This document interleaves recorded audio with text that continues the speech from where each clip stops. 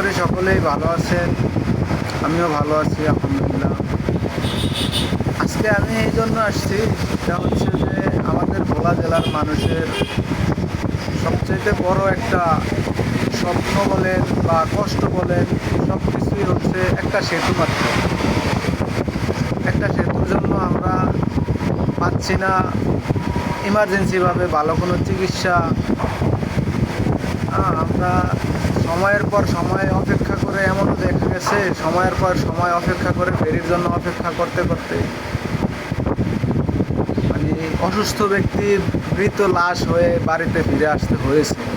আমরা এমনটা ইতিপূর্বে দেখেছি। এটাই হচ্ছে আমাদের ভোলা জেলা ভোলাবাসীর জন্য সবচাইতে কষ্টজনক। ভোলাবাসীর জন্য সবচাইতে কষ্টজনক বিষয় হচ্ছে এটা যে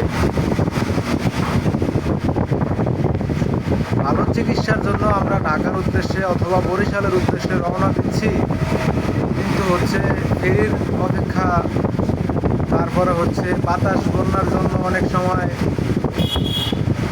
স্পিড বোট ছাড়ে না ছাড়ার কারণে হচ্ছে আমরা অসুস্থ ব্যক্তি নিয়ে গেছি আমরা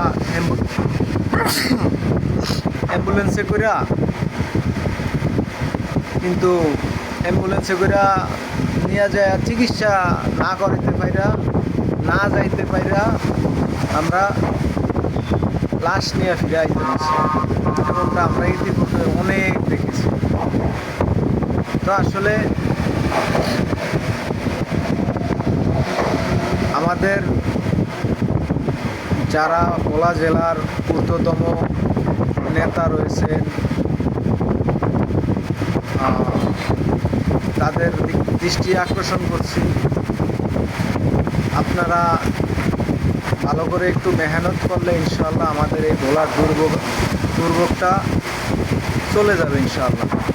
আমরা আশা করি যে সেতু খুব শীঘ্রই পাবো।